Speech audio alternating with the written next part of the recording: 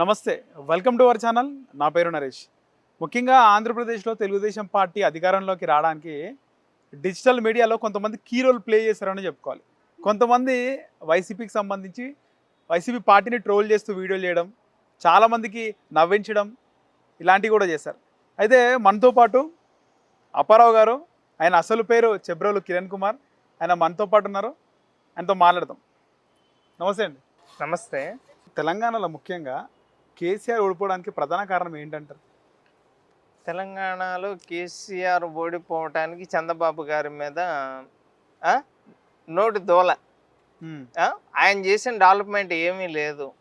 ఈ 10 సంవత్సరాల్లో తెలంగాణలో హైదరాబాద్ తప్పితే ఏం డెవలప్ అయిందో ఒక్కసారి చెప్పండి. 7 లక్షల కోట్ల అప్పు. రాష్ట్రం విడిపోయిన తర్వాత వీళ్ళు చేసిన అభివృద్ధి ఏం లేదు. వస్తాను హైదరాబాద్ డెవలప్మెంట్స్ అయితే చేస్తున్నారు కదా.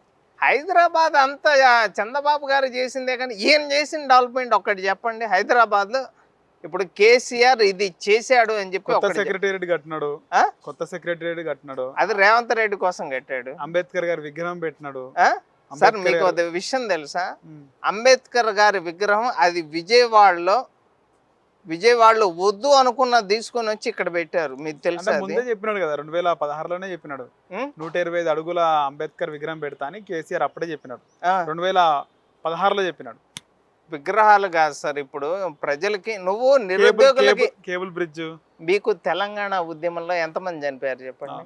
1200 మంది చనిపోయారు. వాళ్ళకి ఏమన్నా న్యాయం జరిగింది? వాళ్ళ కుటుంబ సభ్యులకి ఏమన్నా న్యాయం జరిగిందా? నిరుద్యోగులకు ఉద్యోగాలు ఇచ్చావా? ఏం చేసావు?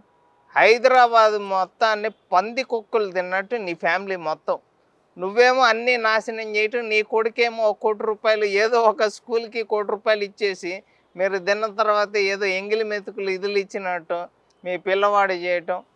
ఒకప్పుడు అసలు ఎట్లా బాహుబలిలో దున్నపోతున్నట్టు ఉండేవాడు నీ కొడుకు, కేటీఆర్ కొడుకు. ఏ రకంగా తిన్నారు చెప్పండి కేటీఆర్ కొడుకు? వీళ్ళ ఆస్తులు 20 లక్షల వాచీలు పెట్టుకోవటం. వాళ్ళు అక్రమంగా ఎంత సంపాదించారు, ఎన్ని ఎకరాలు సంపాదించారు, ఎన్ని కోట్లు సంపాదించారు అన్నీ తెలుసు. ఎంతమంది జైలుకి వెళ్తున్నారు అనేది తెలుసు. ఢిల్లీ లిక్కర్ స్కామ్లో ఇరుక్కొని ఎన్ని 100 కోట్ల స్కామ్ జరిగిందండి. ఇంకా అన్నీ ఒక్కోటి బయటకు వస్తూ ఉంటాయి. ముఖ్యంగా ఫోన్ ట్యాపింగ్ వ్యవహారంలో హీరోయిన్స్ కూడా ఉన్నారు. 13 మంది. కుల్ప్రీత్ సింగ్, సమంత. నిజంగా ఈ దరిద్రుడు చేసిన పనికి, కేటీఆర్ చేసిన పనికి నాగ చైతన్య సమంత విడిపోవటం, పచ్చని కాపురంలో ఏం చిచ్చు పెట్టి ఫోన్ ట్యాపింగ్ అంటే ఇంక ఏమేం జరిగినాయి ఇంకా అన్ని నేనే ఆడ చెప్పేది. సమంత మాట్లాడని వినిపించారు అవన్నీ ఇక ఇప్పుడు ఎవరితో ఏం మాట్లాడారు ఏంటి అనేది ఇక అన్ని బయటకు వచ్చి ఎందుకు విడాకులు ఇచ్చారంటే ఇక నేనేం చెప్తా, నా భార్య కాదుగా సమంత, నేను చెప్పలేం కదా. అది నేనేది. ఓకే. సో అలాగే రకుల్ ప్రీత్ సింగ్ గిఫ్ట్ ఇచ్చిండు ఇల్లులు. రకుల్ రావు అంటారు కేటీఆర్. మరి చూడండి, ఒకళ్ళు కాదు ఇచ్చిండు అని. కీర్తి సురేష్ గాని ఇంకా చాలా మంది ఉన్నారు, 13 మంది ఉన్నారు. ఇంకా పేర్లు చాలా మంది. ఏం చేసిన ఈ 10 ఏళ్ళలో చేసిన కేటీఆర్ చేసిన అరాచకాలు అన్నీ ఇన్ని కాదు. నిజమైన హీరోయిన్స్ తో అవన్నీ నిజమైన వాస్తవాలే. ఇవన్నీ నేను చెప్పినవి కాదు, ఇవన్నీ వచ్చినాయి. కొంతమంది పోలీస్ అధికారులు కూడా ఫారెన్ వెళ్ళటం కానీ వాడి మీద కూడా కేసులు నమోదు అవటం కానీ అన్ని వాస్తవాలే కదా. కేటీఆర్ పోయే అవకాశం ఉంటది. ఇంకా కేటీఆర్ వెళ్ళిపోతాడు, కాకపోతే వయసు రీత్యా ఏమన్నా కేసీఆర్ నాపుతారేమో కానీ. చంద్రబాబుని పంపిస్తున్నారు కదా అక్కడ చంద్రబాబు నాయుడిని పంపించినారు కదా అంటున్నా. చంద్రబాబు నాయుడిని పంపించారు. ఇంకా సేమ్ ఇక ఇక్కడ ఏంటంటే కూతురు వెళ్ళిపోయింది, కొడుకు కూడా లోపల వెళ్ళాడు అనుకోండి, ఇంకేముంది ఇంకా పడిపోతాడు. ఇంక ఈయన మీద ముసలి ఈ వయసులో ఎందుకని రేవంత్ రెడ్డి అనుకుంటాడు అని నా ఉద్దేశం, అంతే. అదేందో కక్ష సాధింపు చర్యల్లో భాగంగా 73 సంవత్సరాల చంద్రబాబు గారి మీద కేసులు పెట్టారు. నాకు తెలిసి వాడంత ఏదో కాదు కేసీఆర్ అని నేనైతే అనుకుంటున్నాను.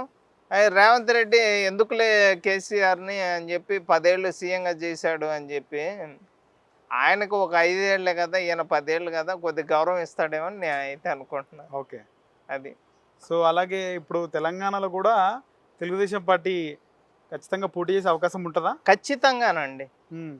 ఖచ్చితంగా అంటే ఉంటుంది. మళ్ళీ Andhra party, Telangana sentiment. Andhra party ఏంటి సార్ ఇక్కడ మీకు అంటే ఇంతకు ముందు ఉమ్మడిగా కలిసి ఉన్నప్పుడు ఇక్కడ చంద్రబాబు గారు సీఎంగా చేయలేదా? చేసినారు. ఆ, ఈ రోజు హైదరాబాద్ డెవలప్ అయింది అంటే దానికి కారణం చంద్రబాబు గారు కదా. కానీ కేసీఆర్ ఒప్పుకోడు కదా, తెలంగాణ వాదులు ఒప్పుకోరు కదా. కేసీఆర్ ఎవరండి? ఇంకా కేసీఆర్ అసలు నీకు పార్టీయే లేదు, టీఆర్ఎస్ అని బీఆర్ఎస్ అని చేసావు, ఓకే. నువ్వు అప్పుడే సర్వనాశనం. కేసీఆర్ ఎవరండి? ఇంకా నాకు తెలిసి ఇక బావ కొడుకు కూడా లోపలికి వెళ్ళినాక నాకు తెలిసి అతను ఉంటాడో ఉండడో కూడా నాకైతే తెలీదు. ఓకే. ఇక్కడైతే ఎవరో ఏదో అనుకుంటారు, అది ఆంధ్ర పార్టీ అని కాదండి, తెలంగాణలో కూడా టీడీపీ జెండా ఎగురుతుంది బీసీల పార్టీ అంటారు. ఖచ్చితంగానండి. ఉమ్. టీడీపీ పార్టీ అంటేనే నేను ముఖ్యంగా చెప్పేది ఒకే ఒక్క మాట, టీడీపీ అంటే బీసీల పార్టీ, అది మాత్రం వాస్తవం. ఓకే. ఇంకా చెప్పేది ఏం లేదు దాని అలాగే మళ్ళీ టీడీపీలో క్యాడర్ లేదు కదా, నాయకులు లేరు కదా ముఖ్యంగా. నాయకులు లేకపోవటం ఏందండి, బీఆర్ఎస్ పార్టీలో వాళ్ళు కానీ, కాంగ్రెస్ పార్టీలో వాళ్ళు కానీ, బీజేపీలో కానీ అందరూ అసలు ఇక్కడ రానియండి, ఇంకొక 1 వీక్ 10 డేస్లో మీరు న్యూస్ వింటారు. ఇక్కడ రేపు ఎలక్షన్స్లో కూడా ఈసారి టీడీపీ 2029లో మాత్రం మా టార్గెట్ ఏంటంటే తెలంగాణలో టీడీపీ జెండా ఎగరాలి అనేది మా ఉద్దేశం, మా టార్గెట్. అవుతుందంటారా మరి? అవుతుందా అవ్వదా అంటే మేము పడే కష్టం, కానీ మేము చెప్తున్నాం ఇప్పుడు ఒక హైదరాబాద్ తప్పితే మిగతాది ఎక్కడా డెవలప్ కాలేదు. మా పని మేము చేస్తాము, రిజల్ట్ ఎలా వస్తుంది అనేది ఇక ప్రజల తీర్పు మీదే ఆధారపడి ఉంటుంది. కేటీఆర్ వెళ్ళిపోతాడు, కాకపోతే వయసు రీత్యా ఏమన్నా కేసీఆర్ ఆపుతారేమో కానీ. చంద్రబాబుని పంపిస్తున్నారు కదా అక్కడ, అక్కడ చంద్రబాబు నాయుడిని పంపించినారు కదా అంటున్నా.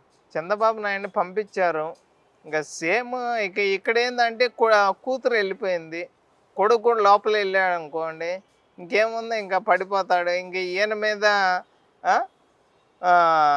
ముసలి ఈ వయసులో ఎందుకనే రేవంత్ రెడ్డి అనుకుంటాడు అని నా ఉద్దేశం, అంతే.